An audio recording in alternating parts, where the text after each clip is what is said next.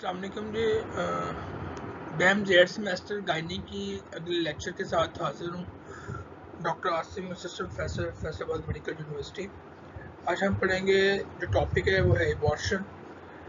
Channel जो आपका है GCUF ट्यूटर्स को सब्सक्राइब करना ना भूलिएगा और बेल आइकन जरूर प्रेस कीजिएगा ताकि जैसे ही न्यू वीडियो अपलोड हो तो आप लोगों तक उसका इंटीमेशन पहुँच जाए।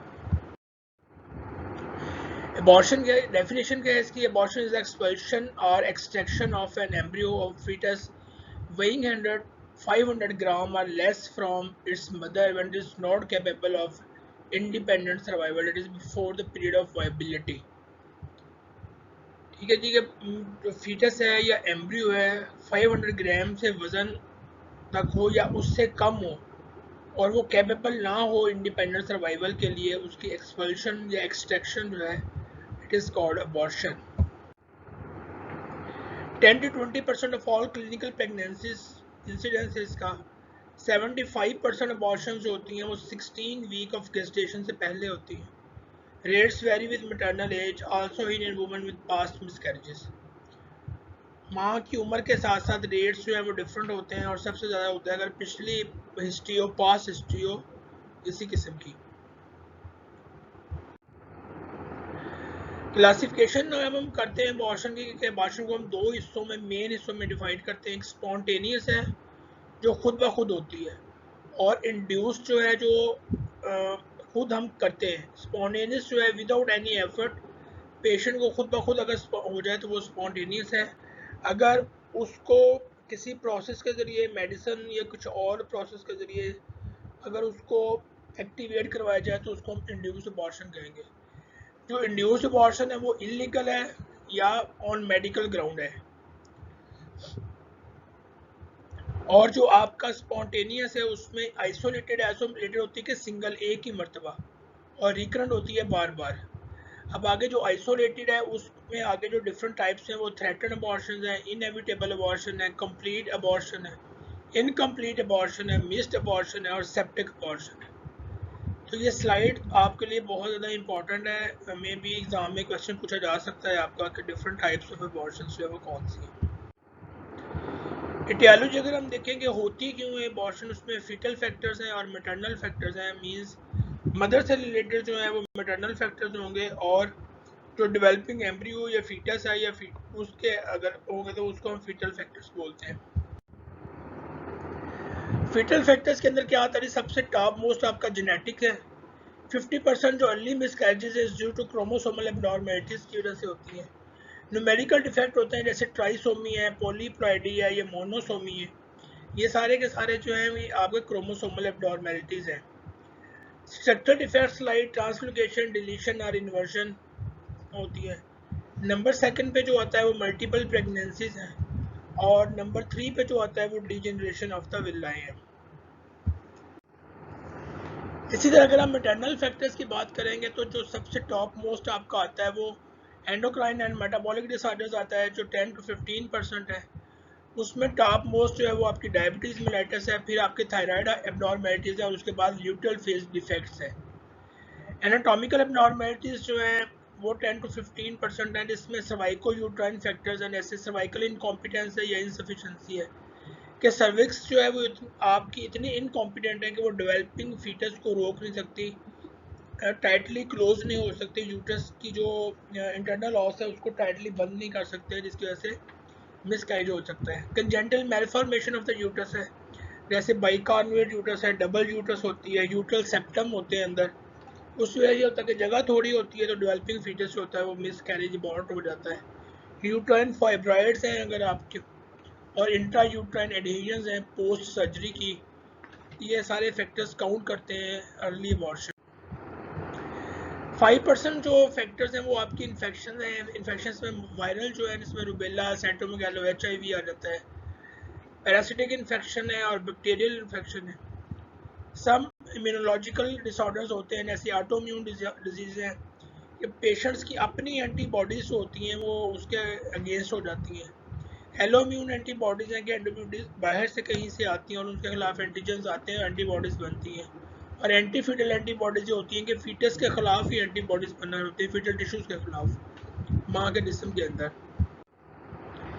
कुछ इन्वायरमेंटल फैक्टर्स आते हैं जिसमें सिगरेट स्मोकिंग है, अल्कोहल कंजप्शन है, कॉन्ट्रासेप्टिव एजेंट्स है, मैटरनल मेडिकल इलनेस है, साइनोटिक हार्ट डिजीज़ है, हीमोग्लोबिनोपैथीज है।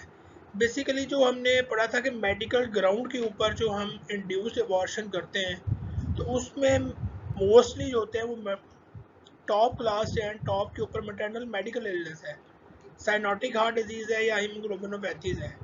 इट मीन्स कि जब माँ और बच्चे में से किसी एक ही जान को चुनना होता है तो हम माँ को प्रेफर करते हैं। ज़ाहिर बात है माँ रहेगी तो नेक्स्ट बेबी जो है वो प्लान हो सकेगा। और 40 to 60% जो है वो अनएक्सप्लेन्ड है, कोई कॉज नहीं मालूम होती कि वो किस लिए ऐसा हो चुका हुआ है।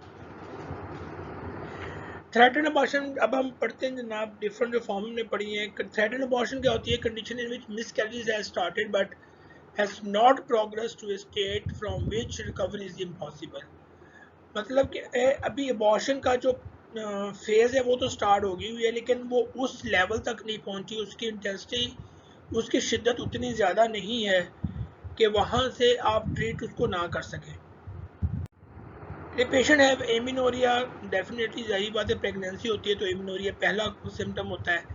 इसमें क्या होता है? स्लाइट ब्लीडिंग पर वेजाइनम होती है और पेन, यूजुअली पेनलेस होती है लेकिन माइल्ड डल्स या लोअर एब्डोमिनल पेन पेशेंट महसूस करता है। Uterus and cervix feel soft है। Digital examination reveals close external loss. Differential diagnosis में हम सर्वाइकल एक्टोपी कह सकते हैं, पॉलिप्स कार्सिनोमा कह सकते हैं, एक्टोपिक प्रेगनेंसी हम हो सकती है, मोलर प्रेगनेंसी, ये आप लास्ट सेमेस्टर में पढ़ चुके हुए होंगे ये क्या चीज़ें हैं।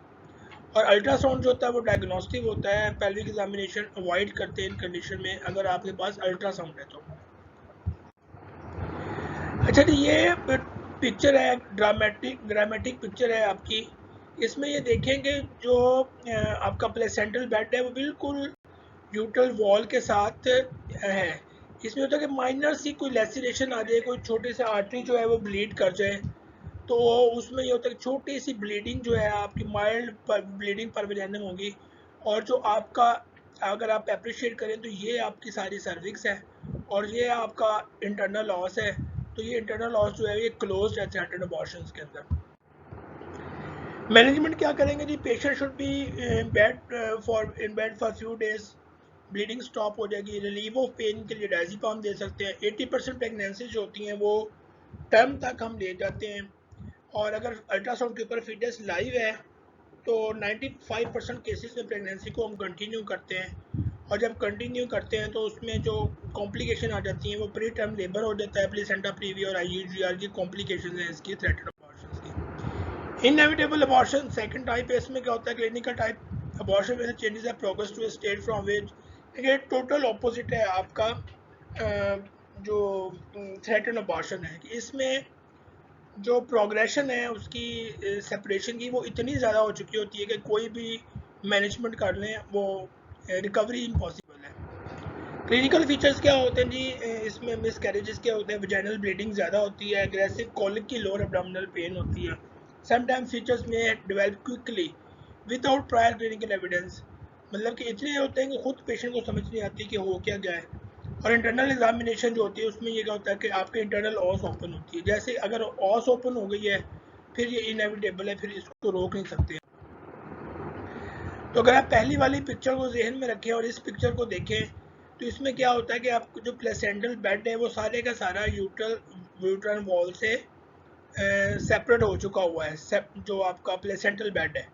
तो इसमें क्या होता है? ब्लीडिंग ज़्यादा होती है। आपका ये सर्विक्स है तो इसका इंटरनल ऑस जो है ये ओपन हो चुका हुआ है। तो इसमें इसका यानी कि अब यहाँ पे कोई भी ट्रीटमेंट जो आप जो मर्जी कर लें वो पॉसिबल नहीं है। मैनेजमेंट में क्या करते हैं कि आप डेफिनेटली एक्सेलरेट करते हैं प्रोसेस ऑफ एक्सपल्शन को। 12 हफ्ते से कम की प्रेगनेंसी है तो सक्शन क्यूरोटाज करते हैं, और अगर 12 हफ्ते से ज़्यादा की प्रेगनेंसी है तो ऑक्सीटोसिन इन्फ्यूजन चला देते हैं आप। एक्सेसिव ब्लीडिंग होती है तो मेथर्जिन आप लगा सकते हैं, और ब्लड लॉस होता है उसको IV फ्लूइड या ब्लड लगा के कवर करते हैं। इनकम्प्लीट अबॉर्शन में ये होता है कि बेबी तो एक्सपेल हो गया लेकिन प्रोडक्ट ऑफ कंसेप्शन में क्या आता है? फीटस आता है, आपकी एम्बिलिकल मेम्ब्रेन कॉर्ड आती है, मेम्ब्रेन्स आती हैं और प्लेसेंटा आता है। तो इसमें ये होता है कि कुछ पोर्शंस निकल जाते हैं, कुछ पोर्शन जो अंदर रह जाते हैं यूट्राइन कैविटी के अंदर। अगर ऐसा है तो इनकम्प्लीट अबॉर्शन है। हिस्ट्री ऑफ एक्सपल्शन होगी परविजानम के, विजानम परविजानम का कोई फ्लैशी मास निकला है, लोअर एब्डोमिनल पेन सीवियर होती है, परसिस्टेंट विजाइनल ब्लीडिंग होती है, यूट्रस आपको स्मॉल नजर आती है, पीरियड ऑफ इमेनोरिया होता है, इंटरनल लॉस आपकी ओपन होती है, वेरिंग डिग्री ऑफ ओपन होती है, और क्लिनिकल एग्जामिनेशन पे आप देखते हैं कि कुछ ना कुछ जो है वो एक्सपेल आउट हुआ है। तो जो कॉम्प्लिकेशन है उसमें ब्लीडिंग ज़्यादा हो सकती है, सेप्सिस में पेशेंट जा सकता है, प्लेसेंटल पॉलिप्स जो है वो बन सकते हैं। अब ये देखें, अगर इसको कोरिलेट करें तो इसमें जो प्रोडक्ट ऑफ कंसेप्शन है आधे वो बाहर पड़े हुए हैं, जस्ट ये कॉर्ड या प्लेसेंटा की मेम्ब्रेन्स थोड़ी सी यूट्राइन कैविटी के अंदर है, बाकी सारी की सारी एक्सपेल आउट हो चुकी हुई हैं, तो ये इनकम्प्लीट अबॉर्शन है। तो मैनेजमेंट में क्या करते हैं, वैक्यूएशन एंड क्यूरेटाज कर लेते हैं, अर्ली अबॉर्शन में एनाल्जेसिया देते हैं प्रॉपर पेन के लिए, लेट अबॉर्शन में क्या करते हैं, डीएनसी कर देते हैं, प्रोफिलैक्टिक एंटीबायोटिक्स दे देते हैं, और मेडिकल मैनेजमेंट तो मीजोप्रोस्टॉल 200 माइक्रोग्राम जो है एवरी 4 आवरली पर विजाइनम देते हैं। कंप्लीट अबॉर्शन यानी कि ईच एंड एवरीथिंग कंप्लीट जो है वो एक्सपेल्ड आउट होगी हुई है, इसको कंप्लीट अबॉर्शन बोलेंगे। क्लिनिकल फीचर्स वही आपके आ जाते हैं जी, एमिनोरिया है, फ्लैशी मास पर विजाइनम एक्सपल्शन की हिस्ट्री है, लेकिन इसमें ये होता है कि पेन सबसाइड हो चुकी होती है, विजाइनल ब्लीडिंग जो है वो सबसाइड हो चुकी होती है, कुछ निकल जो सब कुछ गया है, और यूट्रस जो होती है वो स्मॉल होती है एज कम्पेयर जितने वीक्स का एमिनोरिया होता है, और ओस जो होती है इसमें क्लोज होती है, और ब्लीडिंग के ट्रेसेस होते हैं इसके अंदर। अच्छा जी, मिस्ड अबॉर्शन क्या होती है, इसमें ये होता है कि फीटस तो डेड होता है या बना नहीं होता, सिर्फ सैक बनी होती है, एमनियोटिक सैक बनी होती है, और ये 5 mm से कम होती है, फीटल हार्ट बाज का जो आपको वो नहीं मिलते, तो ये आपकी मिस्ड अबॉर्शन कहलाती है। क्लिनिकल फीचर्स में वही एमिनोरिया की हिस्ट्री होगी, सबसाइड्स प्रेगनेंसी सिम्टम्स होंगे, यूट्रस स्मॉलर साइज होगी, सर्विक्स जो होती है वो फर्म होती है, क्लोज होती है, इम्यूनोलॉजी का टेस्ट हम कर सकते हैं इसके अंदर। कॉम्प्लिकेशंस क्या होती है जी, आपकी रिटेनिंग प्रोडक्ट ऑफ कंसेप्शन जो है वो सेप्सिस काज कर सकता है। यूट्रस जो है अगर लेस देन 12 वीक साइज है तो मीसोप्रोस्टोल आप दे सकते हैं और एक्सपेल करने के लिए, और अगर यूट्रस जो है वो 12 हफ्ते से ज़्यादा है तो उसमें टैबलेट्स और एंटीबायोटिक्स आपने ज़रूर साथ देनी है।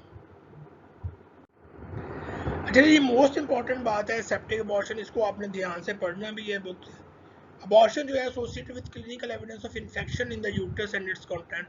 मोस्ट कॉमन काज जो होती है attempt to at induce abortion में अनट्रेन्ड पर्सन। अगर आप इंड्यूस अबॉर्शन करते हैं जो इलीगल अबॉर्शन है मोस्टली, तो वो अगर अनट्रेन्ड पर्सन के साथ या अनहाइजेनिक कंडीशन में या अनहाइजेनिक इंस्ट्रूमेंट यूज़ करेंगे तो वो पेशेंट जो होता है वो सेप्टिक हो जाता है, एविडेंस आपका वहाँ पे इन्फेक्शन का आ जाता है, तो वो सेप्टिक अबॉर्शन है। ग्रेड 1 2 3 4 आप 3 ग्रेड्स हैं आपके। ग्रेड 1 जो होता है वो इन्फेक्शन जो है वो यूट्रस तक रहती है। ग्रेड 2 में क्या होता है कि ट्यूब्स, ओवरीज और पेल्विक पेरिटोनियम तक चली जाती है। ग्रेड 3 में जनरलाइज पेरिटोनाइटिस होता है और शॉक की कंडीशन होती है, साथ में आपका लिवर और किडनी जो होती है फेलर होते हैं।